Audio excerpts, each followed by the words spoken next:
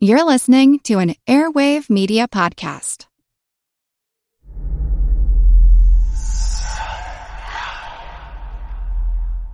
Hey y'all, spooky season is here.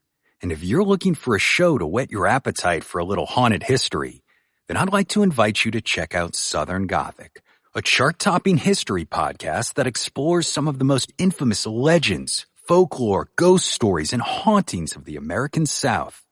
We've covered all sorts of stuff from the Bell Witch of Tennessee to the disappearance of the Confederate submarine, the H.L. Hunley, not to mention our deep dives into the local lore of some of America's oldest and most haunted cities, like New Orleans, Charleston, and St. Augustine. So, if you're ready for a little good old-fashioned Halloween storytelling with a commitment to quality historical research, then be sure to check out Southern Gothic today. It's available now on all your favorite podcast apps.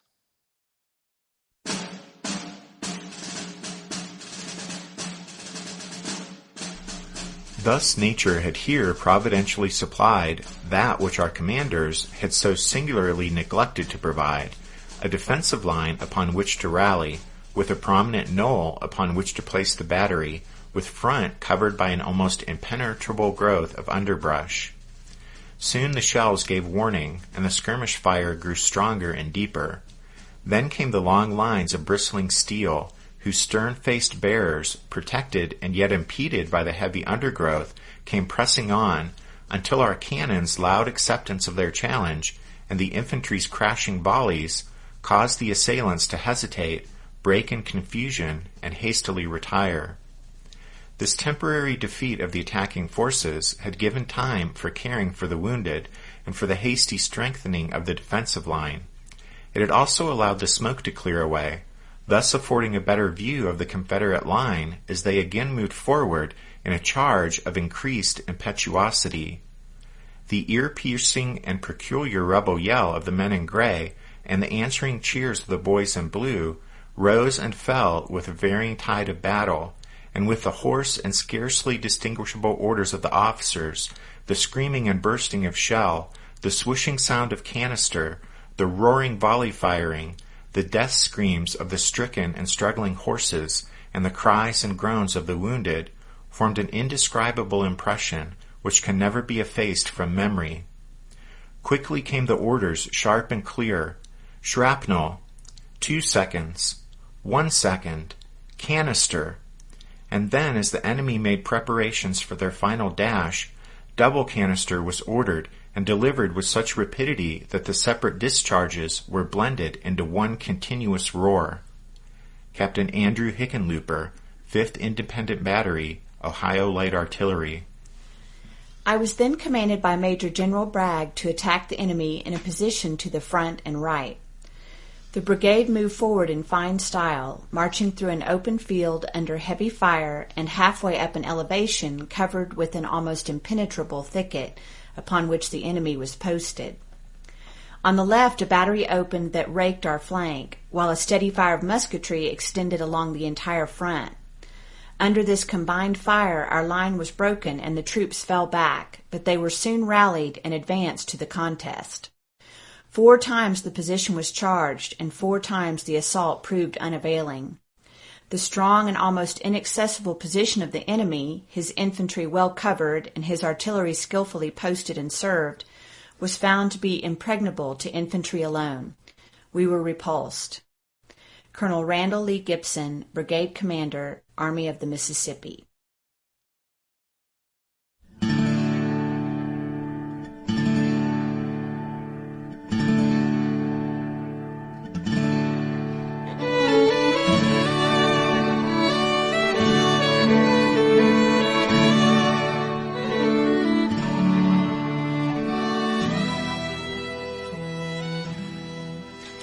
Hey everyone, thanks for downloading episode number 118 of our Civil War podcast. I'm Rich.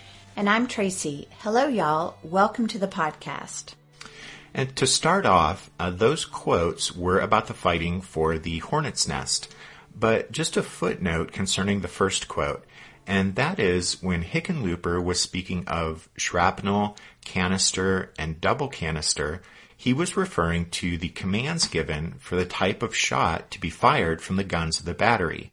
And when he mentioned 2 seconds and 1 second, that was a reference to how short the fuses were to be cut on the shells, so that they would explode 2 seconds and 1 second after leaving the muzzle of the cannon. And you know that a crisis was approaching if they were cutting the fuses for 1 second. And that things were reaching a crisis point is confirmed by the command to then switch to double canister, since that load was only used in the most desperate of circumstances on a battlefield, when the charging enemy was so close they were in danger of overrunning the guns. Well, so there you go. We just wanted to be sure you understood what he was talking about there. So at any rate, maybe we should just start again. Oh, hey everyone, I'm Rich. And I'm Tracy. Hello, y'all. As y'all recall, we used the last episode to talk about the death of Albert Sidney Johnston during the Battle of Shiloh. But before that, in episode number 116, we had discussed the fighting on the Union right and how, by about 11:30, Sherman and McClernand's defensive line on either side of the crossroads of the Corinth and Hamburg-Purdy roads had finally collapsed under the relentless Confederate pressure. We left off with both sides regrouping after the desperate struggle on this section of the battlefield. Sherman and McClernand's men, having been driven from their position, fell back to the vicinity of a large clearing called Jones Field, about a half-mile north of the crossroads, where they began to rally. The victorious Confederates around the crossroads and among McClernand's captured camps were also regrouping, since brigades and parts of brigades from 3 different corps had become intermingled during the attack. Sorting out the mix of troops was further complicated by the fact that key officers had gone down. Ammunition was running low and needed to be replenished, and many of the rebel soldiers were leaving the ranks to plunder the captured Yankee camps. And so the Confederate advance on this, the western section of the battlefield, lost its momentum, and there was a pause in the action here. But as the soldiers here caught their breath and sorted themselves out, from the east the sound of heavy firing continued, and was evidence that the Federals in that sector were fiercely resisting the Confederate advance there.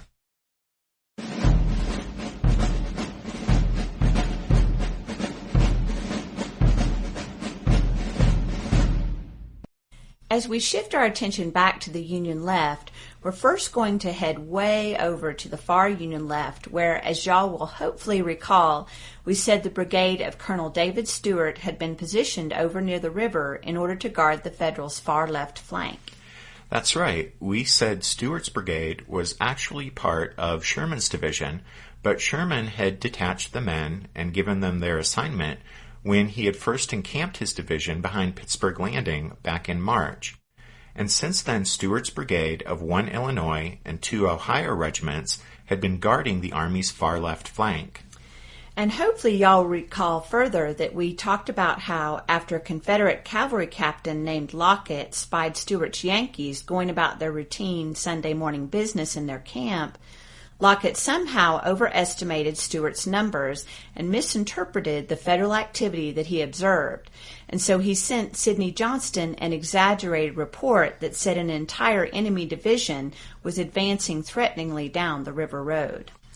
And Albert Sidney Johnston, not knowing Lockett's report was incorrect, had dispatched 2 brigades, led by Chalmers and Jackson, to counter what he apparently believed was an advance by Grant's reserve. It wasn't until around 11 a.m. that Jackson's and Chalmers' brigades arrived in front of Stewart's position after a long roundabout march through difficult terrain. Meanwhile, Stewart, alerted by the sound of heavy fighting over to the west, and also by a message from Prentiss bringing official word that heavy fighting was going on, well, Stewart had had plenty of time to draw his brigade up in line of battle behind Locust Grove Run. And during the wait for the rebels to appear, Stewart and his troops, all equally green and inexperienced, became increasingly jittery. When Chalmers and Jackson finally arrived in front of Stewart's position, there were 9 Confederate regiments against 3 Federal. The rebels deployed with Chalmers on the right, closer to the river, and Jackson on the left. 2 batteries of artillery from Alabama and Georgia added the weight of their fire to the Confederate assault across Locust Grove Run. Under bombardment from the rebel guns, and as the more numerous Confederate infantry pressed forward, the colonel of the 71st Ohio, a fellow named Mason, panicked and ran for the rear. His regiment wavered, with some following Mason and others standing their ground. But then the regiment's second-in-command fell mortally wounded, and with that the 71st came apart, and most of the men ran northward as fast as their legs would carry them. The flight of the 71st Ohio put the position of the 55th Illinois in jeopardy. The 55th was holding what had been the center of Stuart's line, but with the 71st gone, their right flank was turned, and in short order the inexperienced men of the 55th broke for the rear just as their neighbors had done a few minutes before. To their credit, most of the 55th Illinois rallied about 200 yards to the rear, where the more stalwart elements of the 71st Ohio joined them. Meanwhile, Stuart's remaining regiment, the 54th Ohio Zouaves, had held firm before falling back in good order to take up position alongside the 55th Illinois. This gave Stuart a more or less continuous line again, although by that time he probably only had about 800 men with him. They faced 5 times their number of Confederates, and to make matters worse, the Yankees now had a steep-sided ravine immediately behind them. So there was nothing for them to do now but stand and fight. Up until that point, Chalmers and Jackson's Confederates had things go pretty much their own way, but now their attack began to lose momentum.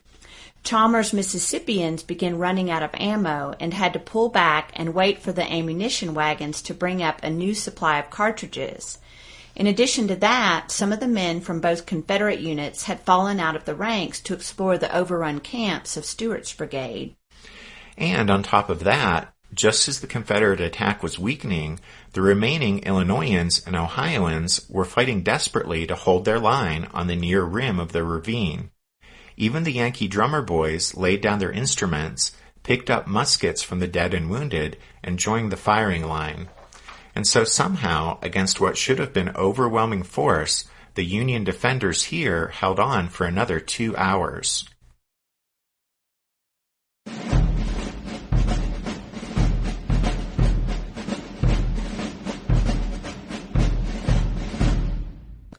Part of what made Stuart's stubborn stand possible was the presence to his right of Brigadier General John MacArthur and 3 Illinois regiments from W.H.L. Wallace's division. Bonus points if you remember that we said that Wallace had sent MacArthur over toward the river to try and effect a link-up with Stuart's brigade. MacArthur, in fact, hadn't been able to stretch the line far enough east to link up with Stuart, and so there was still a quarter-mile gap. But nevertheless, MacArthur's men were able to take some of the heat off of Stuart's remnant by drawing the attention of much of Jackson's Confederate brigade. MacArthur's Illinoisans became hotly engaged with the left wing of Jackson's brigade. In fact, the 9th Illinois, on the right of MacArthur's line, suffered a total of 361 killed and wounded, which was 62% of its strength, and that would rank it first in losses among all Union regiments at Shiloh. Meanwhile, to the right of MacArthur's position, the Federal divisions of Hurlbut and Prentiss had come up on either side of what was left of Prentiss's division. As y'all will recall, we said that these Union formations were able to form a new defensive line north of Prentiss's captured camps with little interference from the rebels. Hurlbut's 2 brigades held a line from the left flank of MacArthur's 9th Illinois, through an orchard of blooming peach trees, and to a farm lane where Prentiss rallied what was left of his division. And then W.H.L. Wallace's 2 brigades continued the line along the farm lane to where it ended at the Corinth Road. In fact, Wallace's 2 rightmost regiments deployed to the west of the Corinth Road, so that their line almost reached to the left flank of the position that McClernand held before being forced back in late morning. And Hurlbut and Wallace only had 2 brigades here because Hurlbut had already detached one of his brigades to help Sherman, while Wallace had sent MacArthur over to try to extend the Union line to Stuart's position. So that left both Hurlbut and W.H.L. Wallace with only 2 brigades. Exactly. And so, if you can picture it in your mind's eye, the Union line consisted of Stuart to the east, nearest the Tennessee River, and then moving west beyond a quarter-mile gap, you'd have MacArthur. Still moving west, you have Hurlbut, then Prentice's remnant, and then W.H.L. Wallace. And then on the Union right, of course, were McClernand and Sherman. The reason that Hurlbut, Prentice, and Wallace were given breathing space in which to arrange their lines was that the center section of Confederate line was extremely thinly manned. P.G.T. Beauregard, from his post in the Confederate rear, had been consistently sending reinforcements forward toward the sound of the heaviest fighting, which was on the Confederate left, where Sherman's Yankees were making their stand. Meanwhile, Sidney Johnston, leading from the front, had also started to order brigades to shift to the left, and then he sent Chalmers and Jackson to the right in response to Lockett's erroneous report of a Federal division advancing down the river road. The result of Beauregard's actions and Albert Sidney Johnston's decisions was that by 11 a.m., the Confederates had 8 brigades facing Sherman and McClernand on the west end of the battlefield, 2 brigades assaulting Stuart to the east near the river, 4 more brigades in reserve positions or moving up toward the front lines, and just 1 brigade in the center facing Hurlbut, Prentice, and W.H.L. Wallace. And so the rebels were in no position to launch a major assault on those Federals while they were forming a new defensive line running from the Peach Orchard west to the Corinth Road. And thus Wallace, Prentice, and Hurlbut were given the gift of time to arrange their lines. Speaking of time, it was around that time that Braxton Bragg and Leonidas Polk met on the battlefield. As Confederate Corps commanders, they had by this point become almost irrelevant on the battlefield. Why? Well, once again, we have to heap coals on the head of Beauregard's chief of staff, Thomas Jordan, for his faulty attack orders. The defective orders that all but ensured that the Confederate Corps would become intermingled in a jumbled mess once the battle started. And that's exactly what happened. By the time Bragg and Polk happened to meet on the battlefield, no Confederate unit above the level of brigade had any coherence left at all. So Bragg and Polk, after briefly discussing the situation, decided to improvise a new command arrangement that might hopefully begin to bring some order from the chaos. Under the new arrangement, Bragg agreed to take care of the right, Polk said he would oversee the center, and that left Hardee to direct the fighting on the left. And what of Sidney Johnston?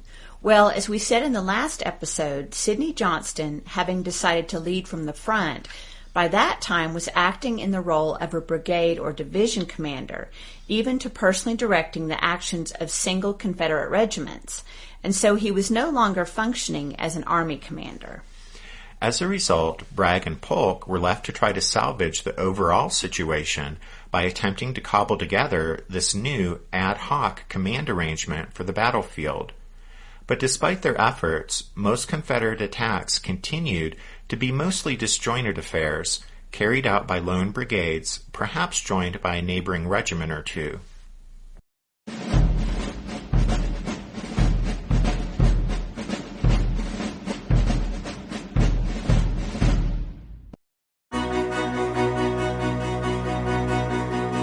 History never says goodbye. It just says, see you later. Edward Galeano was right when he said that. Events keep happening over and over again in some form. And that's the reason I produced the podcast, My History Can Beat Up Your Politics. What is it? We take stories of history and apply them to the events of today to help you, perhaps, understand them better. We are also part of Airwave Media Network. I've been doing the program since 2006. That's a long time, and the show has a long name. My History Can Beat Up Your Politics. Find me wherever you get podcasts.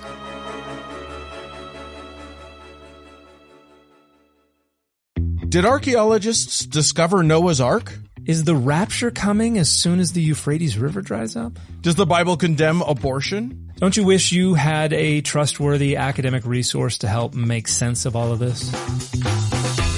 Well, I'm Dan Beecher, and he's award-winning Bible scholar and TikTok sensation Dr. Dan McClellan, and we want to invite you to the Data Over Dogma podcast, where our mission is to increase public access to the academic study of the Bible and religion, and also to combat the spread of misinformation about the same. But, in a fun way. Every week we tackle fascinating topics, we go back to source materials in their original languages, and we interview top scholars in the field. So whether you're a devout believer, or you're just interested in a clear-eyed, deeply informed look at one of the most influential books of all time, we think you're going to love the Data Over Dogma podcast, wherever you subscribe to awesome shows. The first Confederate contact with what would become known as the Hornet's Nest came at around 10:30 or so, when the extreme right of the major rebel assault on McClernand and Sherman stumbled into Duncan Field and quickly learned that a strong Union force was posted there. Colonel Robert Shaver's Arkansas Brigade was moving on the extreme right flank of the massive 8th Brigade Confederate attack on McClernand and Sherman's position around the crossroads. Shaver's attempt to outflank McClernand's left brought him into a cotton field owned by a farmer named Joseph Duncan. On the other side of Duncan's cotton field was W.H.L. Wallace's 2 Federal brigades, positioned along the old farm lane later called the Sunken Road. Wallace's 2 brigades here were led by Colonel James M. Tuttle and Colonel Thomas W. Sweeney. As Shaver's Confederates entered the cotton field, the Iowans of Tuttle's brigade opened up on them. The rebels, particularly in the 3rd Confederate Infantry on Shaver's right, suffered a number of casualties and quickly fell back to take cover in the woods to their rear. Shaver then withdrew his brigade a short distance and reformed, and thus the first shots in defense of the Hornet's Nest had been fired.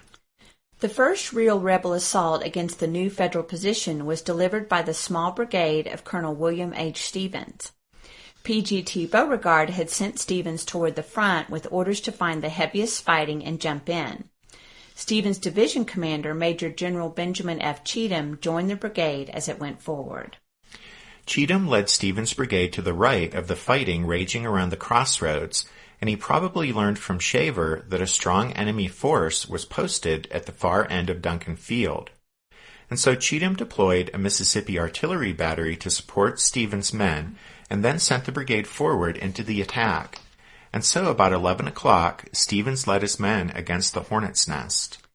Stevens' brigade wasn't in the best shape even before the attack into the teeth of the Federal defense. A portion of the brigade had been ordered away to guard the bridge over Lick Creek, so Stevens probably only had about 1,000 men total. And Stevens himself was having a bad day. He had been sick and was extremely weak, but still insisted on accompanying his command into battle. Just before the assault, though, his horse was shot and through Stevens, causing further troubles for the ailing officer.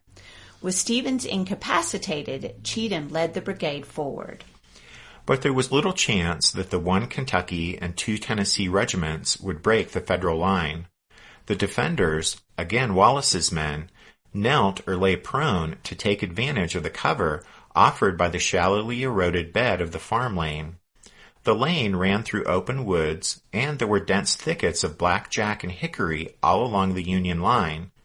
The Yankees had mostly clear fields of fire through the, as yet, mostly leafless trees and shrubs, while the Confederates struggled to advance through the hindering terrain. The men of the 12th Iowa and 14th Iowa waited until the rebels were only about 30 yards away and then triggered a killing volley that felled scores of the enemy. Cheatham's men halted and attempted to return fire, but a second devastating volley from the Iowans staggered them and they began to fall back. As the Confederates started to withdraw, Colonel William Shaw of the 14th Iowa led his men forward in a countercharge, and the left wing of the 12th Iowa went with them. The soldiers in blue struggled forward through the same thickets that had hindered the rebel advance, but they pressed on past the line of enemy dead and wounded that mark the high water mark of the Confederate assault. Finally, seeing that no one from Prentice's command to his left was advancing in support of his charge, Shaw called a halt and then took his men back to their position in the farm lane. Cheatham's troops had suffered heavy casualties in their assault on the Hornet's Nest. The flag of the 6th Tennessee had fallen to the ground and a half-dozen times as the men bearing it went down, but each time it had been lifted up again. The soldier who finally carried the banner back to safety as the regiment fell back was not a member of the color guard, since all 12 members had fallen defending the flag. 14 of the 6th Tennessee officers had fallen, as had 226 enlisted men. Cheatham's other 2 regiments had fared little better. The general himself was slightly wounded. At some point around 11 a.m. and Cheatham's attack, Hurlbut, Prentiss, and W.H.L. Wallace each received a visit from Ulysses S. Grant. Grant spoke to each division commander, and Prentiss remembered Grant giving him the last orders he would receive to hold his position, quote, at all hazards, end quote. When an officer in the Civil War received such an order, he understood that the spot he was holding was an extremely vital one, and that he was expected to defend that position to the last man. And Prentiss would take Grant's order literally, setting the stage for the future dramatic events that would play out with the Hornet's Nest that day. The next major Confederate attack to cross Duncan Field and hit the Hornet's Nest was delivered around 11:30, and it numbered 3,700 men. It was an assortment of units from 4 different rebel brigades, and together with artillery support, it represented the largest force that would assault the Hornet's Nest. The attack was put together by Brigadier General Thomas C. Hindman from Arkansas, assisted by Brigadier General Alexander P. Stewart of Tennessee. The assault organized by Hindman and Stewart would include Shaver's brigade, which had rallied after its initial brush with the Hornet's Nest, and then among the other units rounded up for the attack were the 16th Alabama, 8th Arkansas, and 55th Tennessee, all of Wood's brigade. Wood himself, though, was out of the fight, since in a friendly fire incident, his horse had been shot and the wounded animal threw Wood and then dragged him along the ground for a considerable distance. Also participating in the attack was the right wing of Cleburne's brigade, which at that point consisted of the 23rd Tennessee and about 60 men of the badly shot-up 6th Mississippi. Cleburne himself would lead his men into the fight. And so when Hindman's attack went in, it included the cobbled-together equivalent of more than 2 full brigades, about 3,700 men, and, as we've already said, it would prove to be the day's largest assault against the center sector of the Union line, formed by Wallace's and Hurlbut's divisions and Prentiss's remnant. Hindman's assault nevertheless ended in anticlimax. A Union cannonball struck the general's horse, and either the concussion or the violent fall put the Arkansan out of the fight. Shaver, too, suffered the loss of his mount, and unable to secure a new one, he found it impossible to direct the actions of his brigade. With Hindman down and Shaver floundering about without a horse, and with Wood already gone, there was a collapse of command and control among the attacking Confederates. When Shaver's men began to run out of ammunition and fell back, that effectively took the steam out of the assault, since his was the only full brigade participating, and the other Confederate units soon withdrew without pressing home their attacks. The Confederates had advanced only about 80 yards, or a third of the way across Duncan Field, before beating their retreat back to the safety of the wood line on their side of the clearing. It was now about noon, and thus far the Wallace-Prentiss-Hurlbut position had repulsed 2 organized rebel assaults. But this sector still hadn't seen anything like the overwhelming massed Confederate attack that had driven Sherman's and McClernand's divisions back from the crossroads a short time before. That no such mass attack had hit the Hornet's Nest was due to P.G.T. Beauregard's consistent diversion of reinforcements to the rebel left, and to Sidney Johnston's thinning of Confederate forces in the center section of the battlefield. But now Braxton Bragg had taken over active direction of operations on this part of the field, and shortly after 12 o'clock, he would send in yet another assault in another attempt to break the Union center. The trouble was, Bragg endeavored to continue the attack with the single battle-worthy brigade that was immediately available to him. That hapless unit was commanded by Colonel Randall L. Gibson, whose account we quoted at the very beginning of the episode. Gibson's brigade consisted of 1 Arkansas and 3 Louisiana regiments, and as Rich said, shortly after 12 o'clock, Bragg sent them forward against the Hornet's Nest. Gibson's men advanced up a gentle slope across the wheat field of a farmer named Davis, while Federal infantry and artillery fired across the open ground on their left front and right front. But directly in front of the advancing rebels, the Union lines were silent. The Arkansans and Louisianans topped a slight rise of ground and started the gentle descent toward a large, dense thicket in the center of the Union position. They were just entering the thicket's outer edge when a hurricane of fire lashed out at them. The Federal defenders had waited until the advancing rebels were mere yards away, and then unleashed a deadly point-blank volley into the enemy ranks. In their after-action reports, all of Gibson's colonels called that volley an ambush, and so it must have seemed to them as the dense underbrush hid the Yankees from sight until their muskets flashed and their bullets swept death through the startled Confederate ranks. Even as they halted and started to return fire, the rebel soldiers could scarcely see an enemy to shoot at. Colonel B. L. Hodge of the 19th Louisiana noticed his men, quote, looking through the bushes as if hunting an object for their aim, end quote. But unable to see a Union soldier, they simply had to fire back at the flashes of the muskets in front of them. Colonel H.W. Allen of the 4th Louisiana later reported sadly that he had lost many of his, quote, bravest and best men in the thick brushwood without ever seeing the enemy, end quote. Stubbornly, though, Gibson's men hung on, loading and firing toward their best guess at the enemy's location in the thicket. With his men being decimated by the relentless Yankee musketry, Colonel Hodge ordered his 19th Louisiana to cease firing and charge into the thicket with their bayonets.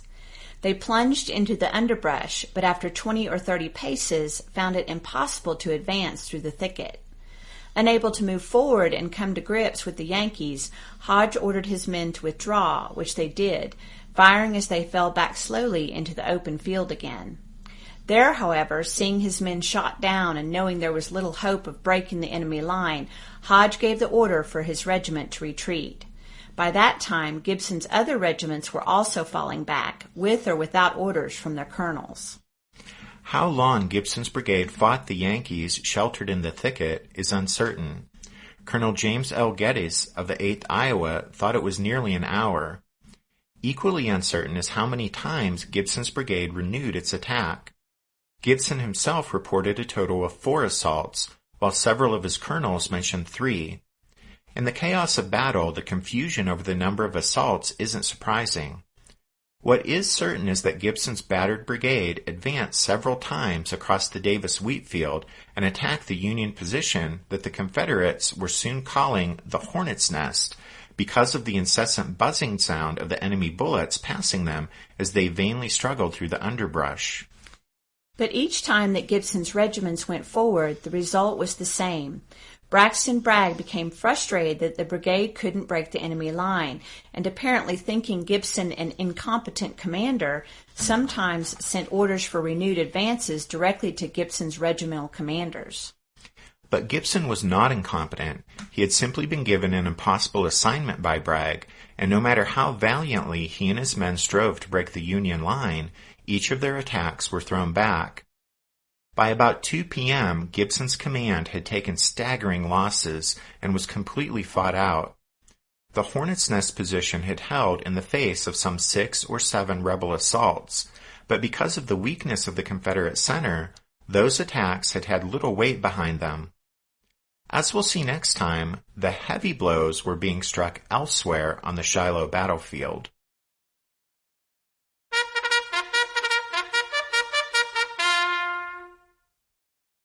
That means it's time for this episode's book recommendation, and our recommendation this time is Shiloh, In Hell Before Night, by James Lee McDonough.